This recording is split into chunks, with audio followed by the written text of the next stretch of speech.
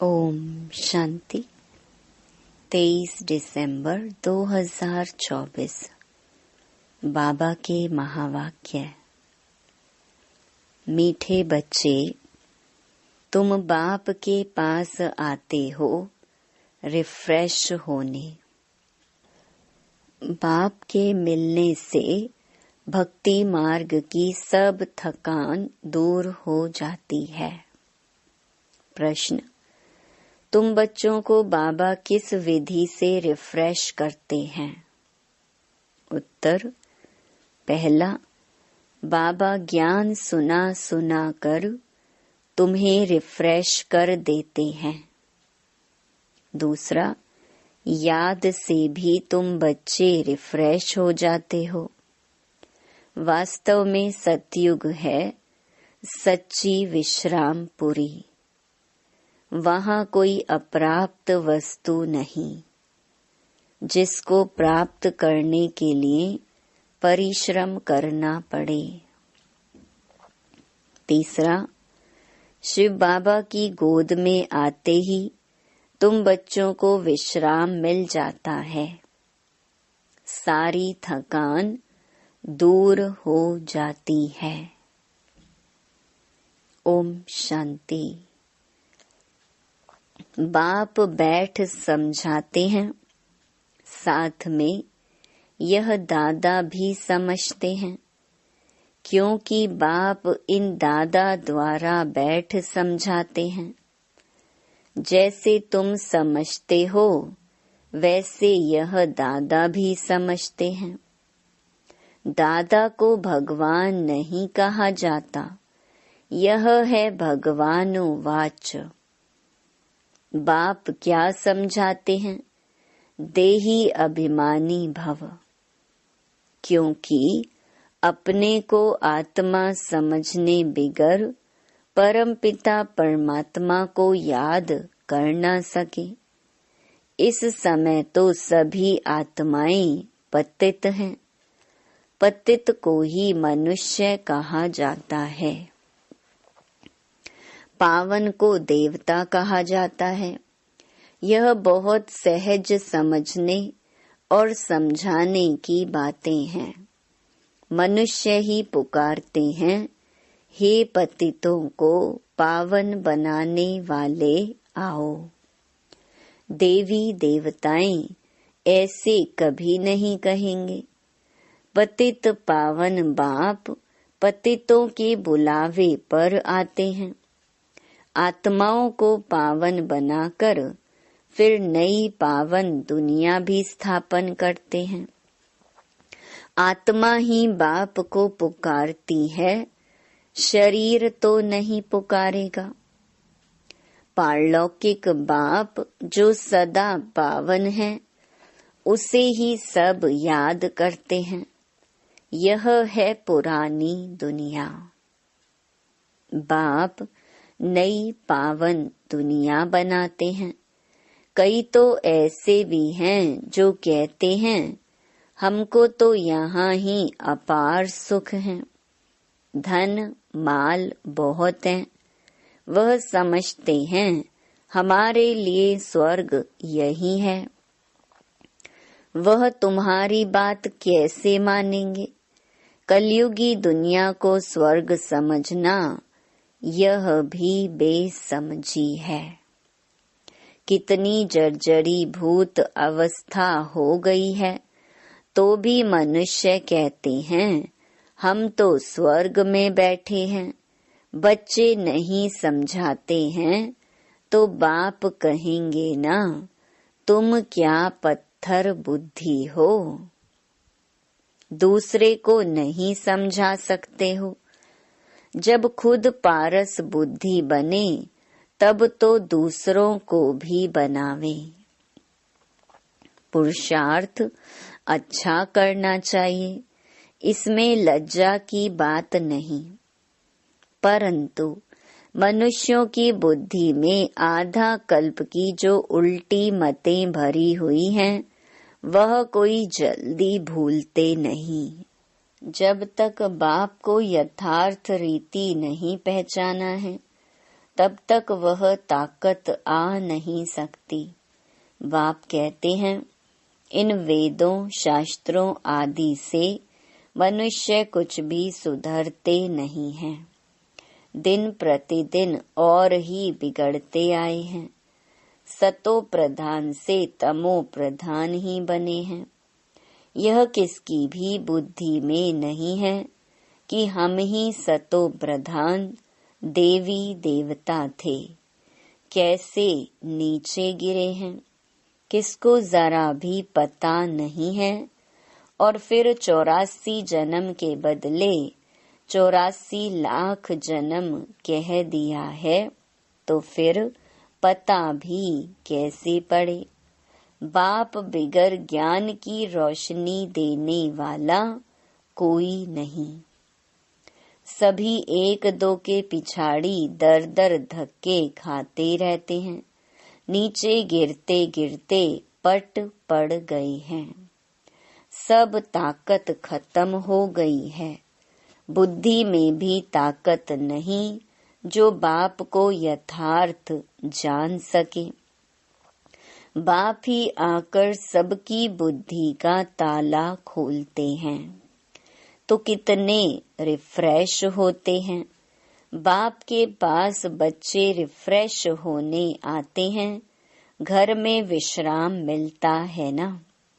बाप के मिलने से भक्ति मार्ग की सब थकान ही दूर हो जाती है।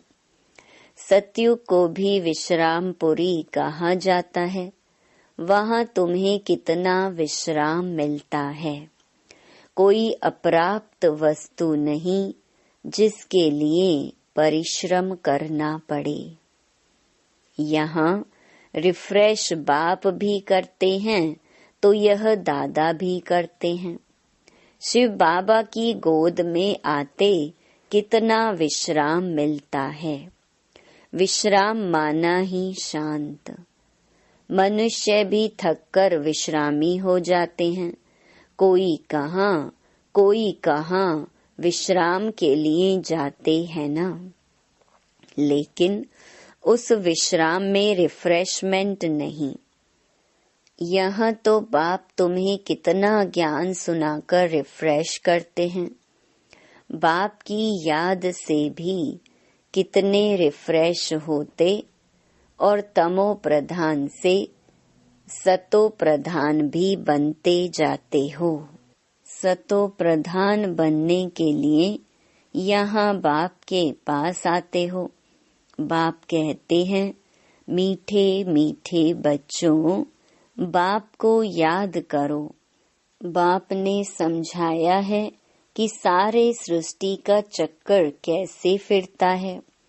सर्व आत्माओं को विश्राम कैसे और कहाँ मिलता है।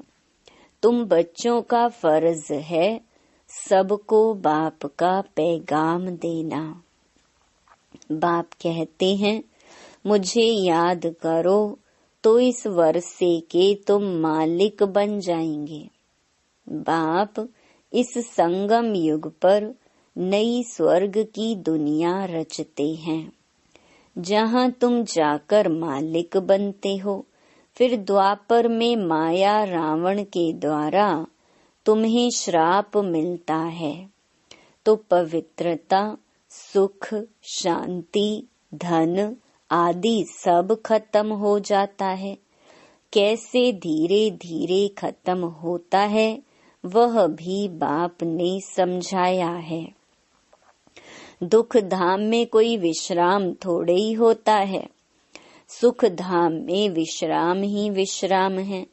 मनुष्यों को भक्ति कितनी थकाती है। जन्म जन्मांतर भक्ति से कितने थक जाते हैं। कैसे एकदम कंगाल बन गए हो, ये सारा राज बाप बैठ समझाते हैं।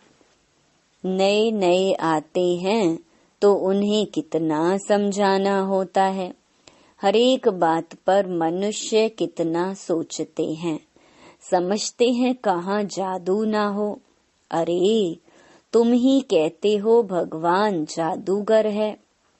तो बाप कहते हैं, हाँ मैं बरोबर जादूगर हूँ, परंतु वह जादू नहीं जिससे मनुष्य भेड़ बकरी बन जाए। यह बुद्धि से समझा जाता है। यह तो जैसे रीढ़ मिसल है। गायन भी तो है सुर मंडल के साज से।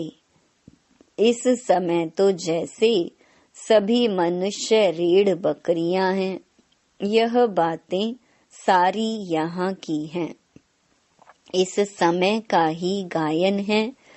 कल्प के पिछाड़ी को भी मनुष्य समझ नहीं सकते। चंडिका का कितना बड़ा मेला लगता है। वह कौन थी? कहते हैं वह एक देवी थी। ऐसा नाम तो वहाँ कोई होता ही नहीं। सतयुग में कितने अच्छे सुंदर नाम होते हैं। सतयुगी संप्रदाय को श्रेष्ठाचारी कहा जाता है। कलयुगी संप्रदाय को तो कितना छी टाइटल देते हैं। अभी के मनुष्यों को श्रेष्ठ नहीं कहेंगे। देवताओं को श्रेष्ठ कहा जाता है। गायन भी है, मनुष्य से देवता किए करत न लागी वार। मनुष्य से देवता, देवता से मनुष्य कैसे बनते हैं, यह राज बाप ने तुम्हें बताया है। उनको डेइटी वर्ल्ड, इनको ह्यूमन वर्ल्ड कहा जाता है। दिन को सोझरा, रात को अंधियारा कहा जाता है। ज्ञान है सोझरा, भक्ति है अंधियारा। अज्ञान नींद कहा जाता है ना। तुम भी समझते हो कि आगे हम कुछ भी नहीं जानते थे तो नेति नेति कहते थे, अर्थात हम नहीं जानते। अभी तुम समझते हो, हम भी तो पहले नास्तिक थे, बेहद के बाप को ही नहीं जानते थे। वह है असली अविनाशी बाबा। उसे सर्व आत्माओं का बाप कहा जाता है। तुम बच्चे जानते हो, अभी हम उस बेहद के बाप के बने हैं। बाप बच्चों को गुप्त ज्ञान देते हैं। यह ज्ञान मनुष्यों के पास कहाँ मिल ना सके। आत्मा भी गुप्त है। गुप्त ज्ञान आत्मा धारण करती है। आत्मा ही मुख द्वारा ज्ञान सुनाती है। आत्मा ही गुप्त बाप को गुप्त याद करती है। बाप कहते हैं, बच्चों देही अभिमानी बनो। देह अभिमान से आत्मा की ताकत खत्म होती है। आत्म अभिमानी बनने से आत्मा में ताकत जमा होती है। बाप कहते हैं, ड्रामा के राज को अच्छी रीति समझकर चलना है। इस अविनाशी ड्रामा के राज को जो ठीक रीति जानते हैं, वह सदा हर्षित रहते हैं। इस समय मनुष्य ऊपर जाने की कितनी कोशिश करते हैं। समझते हैं ऊपर में दुनिया है। शास्त्रों में सुन रखा है ऊपर में दुनिया है, तो वहाँ जाकर देखें। वहाँ दुनिया बसाने की कोशिश करते हैं। दुनिया तो बहुत बसाई है ना। भारत में सिर्फ एक ही आदि सनातन देवी देवता धर्म था और कोई खंड आदि नहीं था। फिर कितना बसाया है। तुम विचार करो, भारत के कितने थोड़े टुकड़े में देवताएं होते हैं। जमुना के किनारे पर ही परिस्तान था, जहाँ यह लक्ष्मी नारायण राज्य करते थे। कितनी सुंदर शोभायमान सतो प्रधान दुनिया थी। नेचुरल ब्यूटी थी। आत्मा में ही सारा चमत्कार रहता है। बच्चों को दिखाया था श्री कृष्ण का जन्म कैसे होता है। सारे कमरे में जैसे रोशनी हो जाती है तो बाप बैठकर बच्चों को समझाते हैं, अभी तुम परिस्तान में जाने के लिए पुरुषार्थ कर रहे हो, बाकी ऐसे नहीं तालाब में डुबकी लगाने से परियां बन जाएंगे। यह सभी झूठे नाम रख दिए हैं। लाखों वर्ष कह देने से बिल्कुल ही सब कुछ भूल गए हैं। अभी तुम अभूल बन रहे हो नंबरवार पुरुषार्थ अनुसार। विचार किया जाता है इतनी छोटी सी आत्मा कितना बड़ा पार्ट शरीर से बजाती है। फिर शरीर से आत्मा निकल जाती है तो शरीर का देखो क्या हाल हो जाता है। आत्मा ही पार्ट बजाती है। कितनी बड़ी विचार की बात है। सारी दुनिया के एक्टर्स आत्माएं अपनी एक्ट अनुसार ही पार्ट बजाते हैं। कुछ भी फर्क नहीं पड़ सकता। हूबहू सारी एक्ट फिर से रिपीट हो रही है, इसमें संशय कर नहीं सकते। हर एक की बुद्धि में फर्क पड़ सकता है, क्योंकि आत्मा तो मन बुद्धि सहित है ना। बच्चों को मालूम है कि हमको स्कॉलरशिप लेनी है तो दिल अंदर खुशी होती है। यहाँ भी अंदर आने से ही एम ऑब्जेक्ट सामने देखते हैं तो खुशी तो जरूर होगी। अभी तुम जानते हो हम यह देवी देवता बनने के लिए यहाँ पढ़ते हैं। ऐसा कोई स्कूल नहीं जहाँ दूसरे जन्म की एम ऑब्जेक्ट को देख सकें। तुम देखते हो कि हम लक्ष्मी नारायण जैसे बन रहे हैं। अभी हम संगम युग पर हैं, जो भविष्य में इन जैसा लक्ष्मी नारायण बनने की पढ़ाई पढ़ रहे हैं। कितनी गुप्त पढ़ाई है। एम ऑब्जेक्ट को देख कितनी खुशी होनी चाहिए। खुशी का पारावार नहीं। स्कूल व पाठशाला हो तो ऐसी है कितनी गुप्त, परंतु जबरदस्त पाठशाला है। जितनी बड़ी पढ़ाई उतनी ही फैसिलिटीज रहती हैं, परंतु यहाँ तुम पट पर बैठ पढ़ते हो। आत्मा को पढ़ना होता है, फिर चाहे पट पर बैठे चाहे तख्त पर, परंतु खुशी से खगियां मारते रहो कि इस पढ़ाई को पास करने के बाद जाकर यह बनेंगे। अभी तुम बच्चों को बाप ने आकर अपना परिचय दिया है कि मैं इनमें कैसे प्रवेश कर तुम्हें पढ़ाता हूँ। बाप देवताओं को तो नहीं पढ़ाएंगे, देवताओं को यह ज्ञान कहाँ। मनुष्य तो मूंझते हैं, क्या देवताओं में ज्ञान नहीं है। देवताएं ही इस ज्ञान से देवता बनते हैं। देवता बनने के बाद फिर ज्ञान की क्या दरकार है। लौकिक पढ़ाई से बैरिस्टर बन गया, कमाई में लग गया, फिर बैरिस्ट्री पढ़ेंगे क्या। अच्छा, मीठे मीठे सिकिलधे बच्चों प्रति माता पिता बाप दादा का याद प्यार और गुड मॉर्निंग। रूहानी बाप की रूहानी बच्चों को नमस्ते। धारणा के लिए मुख्य सार। पहला, अविनाशी ड्रामा के राज को यथार्थ समझ हर्षित रहना है। इस ड्रामा में हर एक एक्टर का पार्ट अपना अपना है। जो हूबहू बजा रहे हैं। दूसरा, एम ऑब्जेक्ट को सामने रख खुशी में खगिया मारनी है।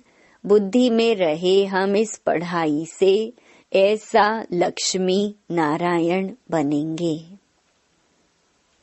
वरदान, याद और सेवा के शक्तिशाली आधार द्वारा तीव्र गति से आगे बढ़ने वाले माया जीत भव। ब्राह्मण जीवन का आधार याद और सेवा है। यह दोनों आधार सदा शक्तिशाली हों तो तीव्र गति से आगे बढ़ते रहेंगे। अगर सेवा बहुत है, याद कमजोर है, वह याद बहुत अच्छी है, सेवा कमजोर है, तो भी तीव्र गति नहीं हो सकती। याद और सेवा दोनों में तीव्र गति चाहिए। याद और निस्वार्थ सेवा साथ साथ हो तो माया जीत बनना सहज है। हर कर्म में कर्म की समाप्ति के पहले सदा विजय दिखाई देगी। स्लोगन, इस संसार को अलौकिक खेल और परिस्थितियों को अलौकिक खिलौने के समान समझकर चलो। ओम शांति।